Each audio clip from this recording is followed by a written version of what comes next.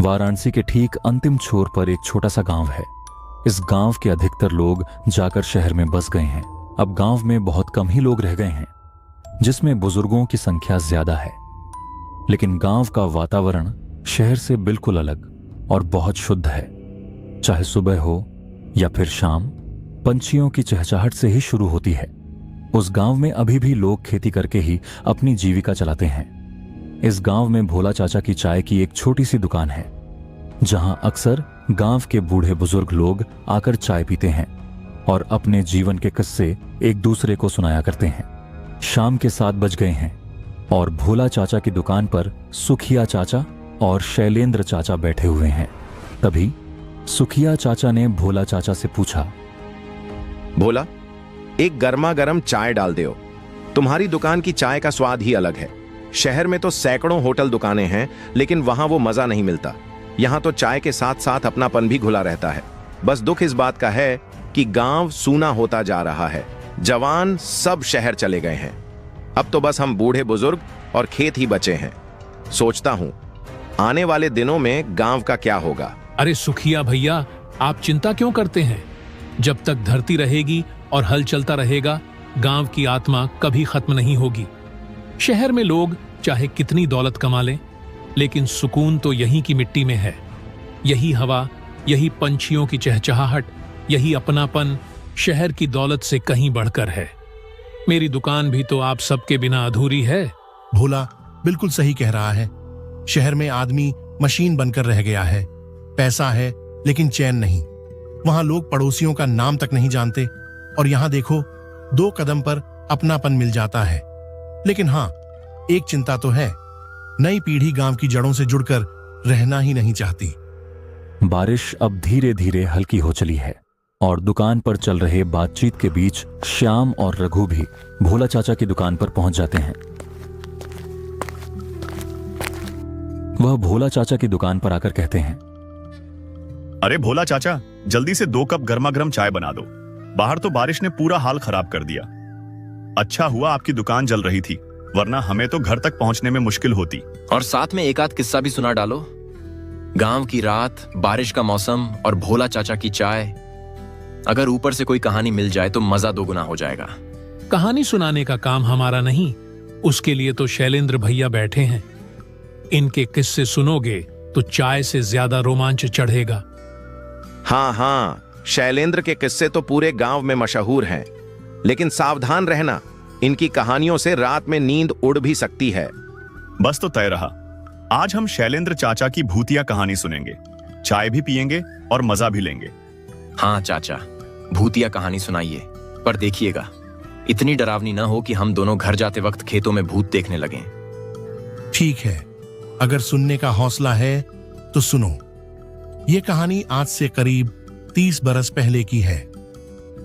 धीरे धीरे रात और भी गहरी होने लगती है।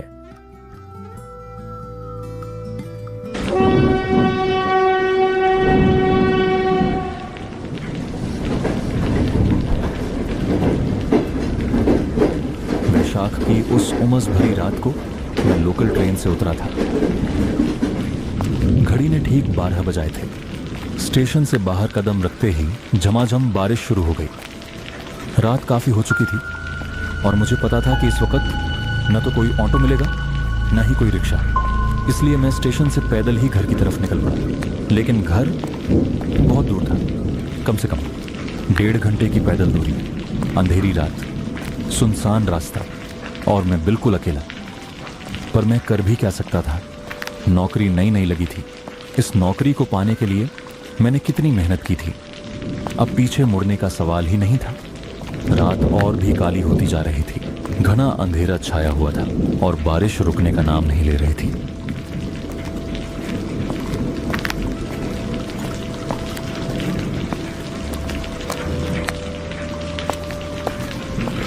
अचानक बिजली की तेज गड़गड़ाहट हुई। उसके साथ ही बारिश और भी ज्यादा तेज हो गई। अब हर बूंद मेरे शरीर पर ऐसे गिर रही थी जैसे नुकीले चाकू की धार मुझे चीर रही हो। मैंने कदम तेज करने की कोशिश की, लेकिन काली रात में रास्ता साफ दिखाई ही नहीं दे रहा था और हर गड़गड़ाहट मानो मुझे और गहरे अंधेरे की तरफ धकेल रही थी। मुझे लगा कि अब कहीं रुक जाना चाहिए। बारिश में चलते चलते अचानक मेरी नजर सामने पड़ी। एक बड़ा सा पेड़ खड़ा था।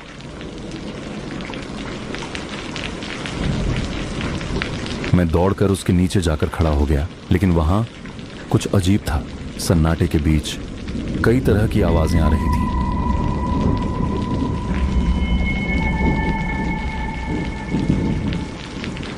कभी ऐसा लगता जैसे कोई धीमी धीमी फुसफुसा रहा हो, कभी लगता जैसे पत्तों के पीछे से किसी के कदमों की आहट आ रही हो, और बीच बीच में सूखी डालियों के टूटने की आवाजें। मैं समझ नहीं पा रहा था यह सब हवा का खेल है या सचमुच कोई मेरे आसपास मौजूद है।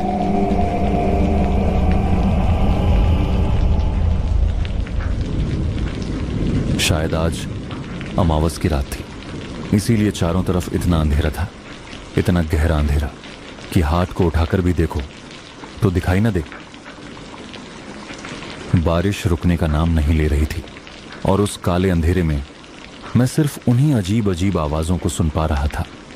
मैंने एक पल को सोचा, क्या यह आवाज किसी सियार की है या फिर कोई कुत्ता भी हो सकता है। लेकिन अगले ही पल मुझे एहसास हुआ कि यह आवाज बिल्कुल वैसी नहीं थी, कुछ अलग थी, कुछ ऐसी जो किसी जानवर की नहीं लग रही थी।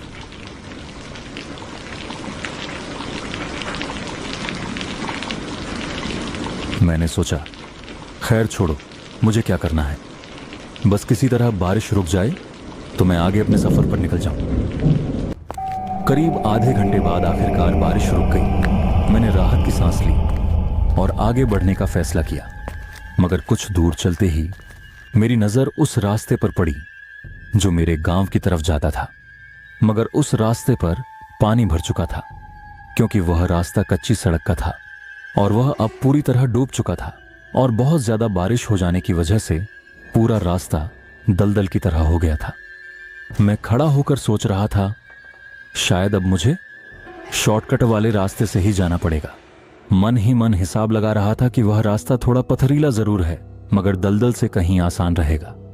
यह रास्ता ऐसा था जिस पर कोई नहीं जाता, या यूं कहूं कि इस पर जाना कोई चाहता ही नहीं था, क्योंकि यह रास्ता घने जंगलों से घिरा हुआ था, जहां हर तरफ घना अंधेरा छाया रहता था। गांव वालों का मानना था कि जो भी इस रास्ते पर कदम रखता है उसके साथ अजीब अजीब घटनाएं होने लगती हैं, ऐसी घटनाएं जिनकी वजह आज तक कोई समझ नहीं पाया। गांव वाले कहते थे, इस रास्ते पर जाने वाले को कभी चुड़ैल मिल जाती है, कभी कोई आत्मा, और कभी परछाई जैसी दिख जाती है। लेकिन खैर, गांव वालों की ऐसी बातें करना तो आम ही है। यह चुड़ैल और साया जैसी बातें गांव वाले तो ऐसी अंधविश्वासी कहानियां कहते ही रहते हैं, मगर मेरी मानो तो यह सब सिर्फ अंधविश्वास है। हकीकत से इसका कोई लेना देना नहीं।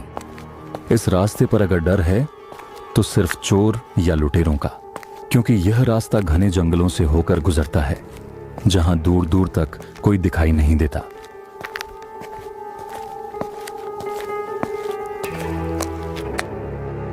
सामने ही रास्ते पर एक पुराना सा बोर्ड लगा था, जिस पर फीके अक्षरों में कुछ लिखा हुआ था, इस रास्ते पर चलते हुए सावधान रहें, और अगर जरूरत ना हो तो इस रास्ते पर बिल्कुल भी ना जाइए। पर मेरे पास इस रास्ते पर जाने के अलावा और कोई चारा नहीं था। बहुत ज्यादा बारिश हो जाने की वजह से पूरा माहौल ठंडा हो गया था, और ठंडी ठंडी हवाएं मेरे चेहरे पर पड़ रही थीं। यह रास्ता मेरे गांव का शॉर्टकट था। यहां से चलने पर मैं जल्दी अपने गांव पहुंच सकता था, मगर यह रास्ता चारों तरफ से घने जंगलों से घिरा हुआ था। शायद इसी वजह से इतनी रात को अकेले इस रास्ते पर कदम रखने में मुझे थोड़ा डर तो लग रहा था। पर मेरे पास अभी और कोई रास्ता नहीं था। चारों तरफ से आ रही ये अजीब अजीब सी आवाजें मेरे दिल की धड़कन और तेज कर रही थीं। असल में जब इंसान अकेला हो और चारों तरफ इतना गहरा अंधेरा छाया हो तो डर लगना तो लाजमी ही है।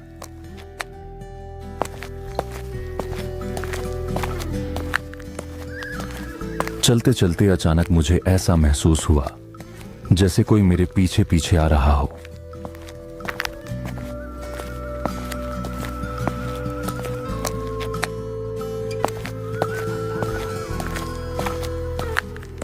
पर इतनी गहरी रात में इतने सुनसान रास्ते पर कोई लड़की क्यों आएगी?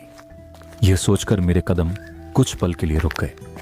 मैंने मन ही मन समझाने की कोशिश की, शायद वह भी हमारे गांव की ही होगी और मुख्य रास्ता पानी में डूब जाने के कारण मजबूरी में इस रास्ते से ही आ रही होगी।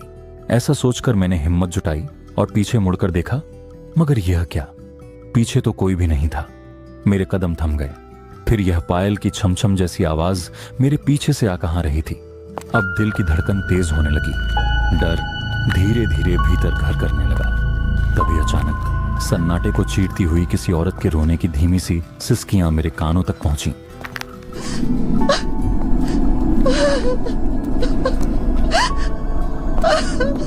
मैंने इधर उधर नजरें घुमाया, पर अंधेरे में कुछ भी साफ दिखा नहीं। फिर मैंने धीरे धीरे कदम बढ़ाए और हर एक कदम के साथ यह अजीब सा एहसास और भी तेज होता गया, मानो कोई मेरे कंधे के पास चल रहा हो। जहां भी मैं मुड़कर देखता वहां केवल सन्नाटा ही मिलता, पर दिल की आवाज कह रही थी कि कोई मेरे साथ है, बिल्कुल करीब।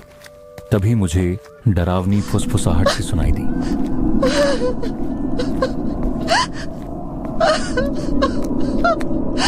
पहले तो मैंने सोचा हवा की आवाज होगी, पर धीरे धीरे वह फुसफुसाहट बढ़ने लगी और मैं समझ गया कि कोई मेरी ओर ही कुछ कह रहा है। फिर अचानक उसे पहचान सा हुआ, कोई मेरा नाम पुकार रहा था। दिल की धड़कनें तेज हो गईं।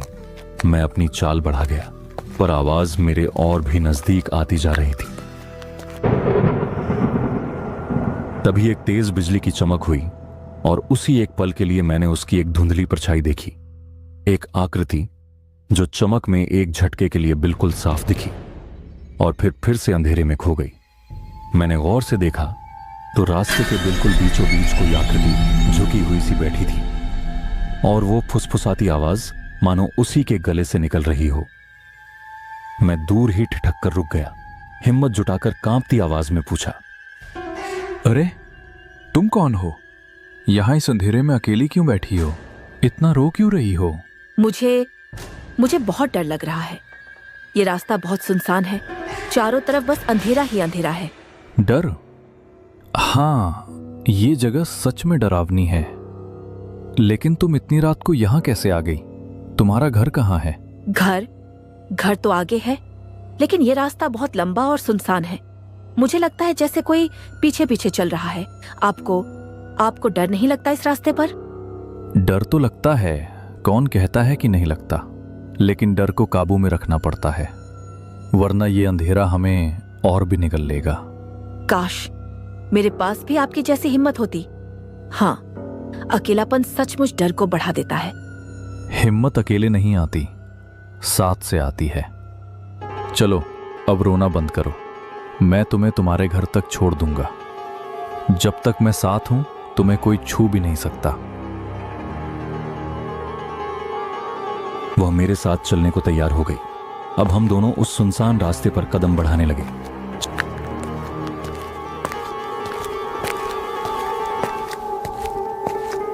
अब मुझे वह अजीब सा डर महसूस नहीं हो रहा था। शायद अभी तक का सारा डर मेरे अकेलेपन की वजह से ही था और अब उसके साथ होने से वह खौफ थोड़ा थोड़ा कम होता जा रहा था। चलते चलते मैंने धीरे से उसकी ओर देखा और उससे पूछा, अब तो मुझे बिल्कुल भी डर नहीं लग रहा। शायद डर सिर्फ इसलिए था कि मैं अकेला था। अब तुम्हारे साथ होने से ये खामोश रास्ता भी थोड़ा अपना सा लग रहा है। जब कोई साथ होता है तो वही रास्ता, वही अंधेरा भी कम डरावना लगता है। सही कह रही हो तुम। वैसे तुम्हारा नाम क्या है और तुम्हारा घर किस तरफ है? मेरा नाम तुम आगे चलकर जान जाओगे। अभी तो बस इतना जान लो कि मेरा घर इसी रास्ते पर है। अरे ये कैसी बात हुई? नाम तो हर कोई बताता है। खैर, जब तुम्हें ठीक लगे तब बता देना। हाँ, वक्त आने पर सब जान जाओगे। अभी तो बस इतना काफी है कि मैं तुम्हारे साथ हूँ। दोनों आपस में बातें करते हुए धीरे धीरे उस रास्ते पर आगे बढ़ते गए। अभी कुछ देर पहले जो खौफ मेरे दिल को जकड़े हुए था, अब वह मानो पूरी तरह मिट चुका था। शायद यह डर मेरे अकेलेपन की वजह से ही था। अब तो आसपास से आती अजीब अजीब सी आवाजें भी मुझे डरा नहीं रही थीं। बल्कि सब कुछ सामान्य सा लगने लगा था। क्या तुमने कभी छलावा के बारे में सुना है? मैंने गांव वालों से उसकी बहुत सी बातें सुनी हैं। कहीं मैं भी तो तुम्हें छलावा नहीं लगी? उसके इतना कहते ही मैं एकदम से रुक गया और मैं ठिठक कर पीछे मुड़ा, मगर यह क्या, वह लड़की वहां थी ही नहीं। घबराकर मैंने इधर उधर नजरें दौड़ाईं, पर वो कहीं दिखाई नहीं दी। अब उसके कहे शब्द मेरे कानों में गूंजने लगे और दिल की धड़कनें बेकाबू हो उठी। समझ ही नहीं आ रहा था कि वह कौन थी और अचानक कहां गायब हो गई। डर ऐसा था कि मानो सांसें रुक सी गई हों। मैंने बिना और कुछ सोचे समझे सिर झुकाकर तेज तेज कदम बढ़ाना शुरू कर दिया। जो बातें मैं अब तक छलावा या फिर भूत प्रेत गांव के लोगों का अंधविश्वास समझता था, अब उन पर यकीन होने लगा था।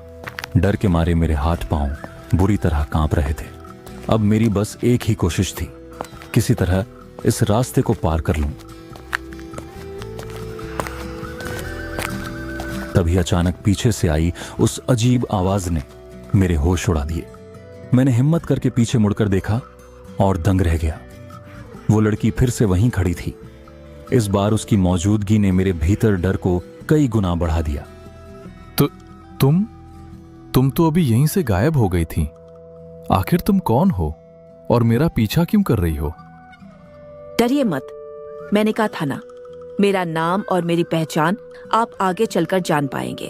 अभी तो बस इतना मान लीजिए कि सुनसान रास्ते पर आप अकेले नहीं हैं। अगर मैं आपको छोड़ दूं, तो ये रास्ता शायद आपके लिए और भी कठिन हो जाएगा। विश्वास रखिए, मैं आपके साथ हूं।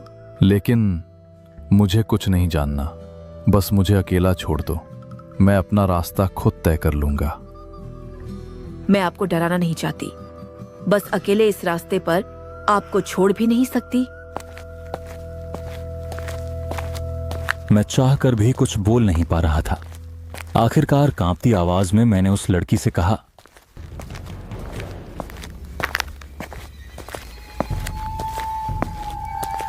तुम बार बार यूं सामने आकर फिर गायब क्यों हो जाती हो? आपके मन में जितने सवाल हैं, उनके जवाब आपको अब भी नहीं, वक्त आने पर मिलेंगे। फिलहाल इतना जान लीजिए कि आप अकेले नहीं हैं। उसके इतना कहते ही मेरे कदम फिर से रुक गए। मैंने घबराकर उसकी तरफ देखा, पर वह तो पल भर में गायब हो चुकी थी। मैंने कई बार उसे पुकारा, आवाज लगाई, मगर कोई जवाब नहीं आया। इधर उधर नजरें दौड़ाईं, पर वह कहीं दिखाई नहीं दी। डर के साथ साथ अब उसके लिए एक अजीब सी चिंता भी मन में घर करने लगी थी। रात और भी गहरी हो चुकी थी। चारों तरफ से अजीब अजीब सी आवाजें उठ रही थीं। मैंने खुद को संभाला और आगे बढ़ना ही सही समझा, मगर चलते चलते मेरे कदम ठिठक गए और मैं एक साइन बोर्ड दिखा जो मैंने शुरुआत में देखा था। उसे साइन बोर्ड पर भी वही सब लिखा था। यह कैसे हो सकता है? क्या मैं बार बार उसी जगह पर लौट रहा हूं?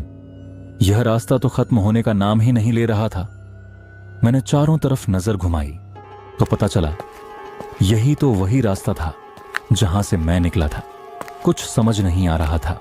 मैं बस चलते जा रहा था, कदम अपने आप बढ़ रहे थे।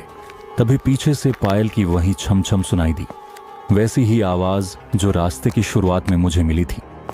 मेरे सीने की धड़कनें तेज हो गईं। डर ने फिर से जकड़ लिया, पर वह आवाज अब रुकने का नाम ही नहीं ले रही थी, मानो कोई मेरे ठीक पीछे पीछे चल ही रहा हो।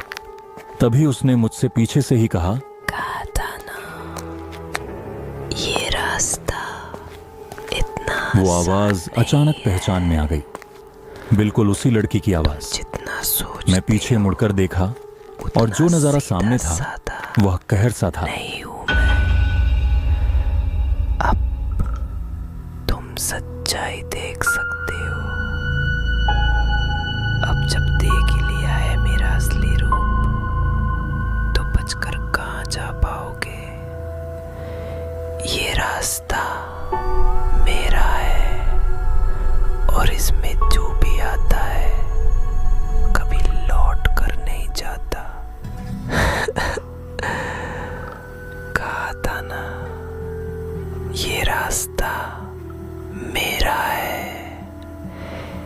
यहाँ जो आता है वो लौट कर कभी नहीं जाता। वो लड़की पूरी तरह बदल चुकी थी। उसका रूप भयानक था। उसके हाथ किसी खूंखार जानवर जैसी लंबी और नुकीली उंगलियों में बदल गए थे। मैं देखते ही डर के मारे भाग पड़ा।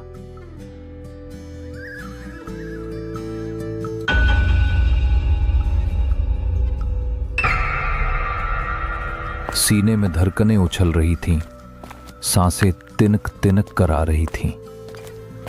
बस मेरी एक ही तमन्ना थी कि किसी तरह इस रास्ते से दूर निकल जाऊं। भागते भागते मैं महसूस करने लगा कि वो मेरे पीछे पीछे आ रही है। बेबस होकर मैंने भगवान का नाम लिया। हे भगवान, मेरी रक्षा करो। और तभी मुझे मेरी जेब में रखा हनुमान जी का लॉकेट याद आया। मैंने उसे झट से निकाला, अपनी हथेली में कसकर पकड़ लिया और जितनी ताकत थी उतनी लगाकर खुद को उस जंगल से बाहर निकला।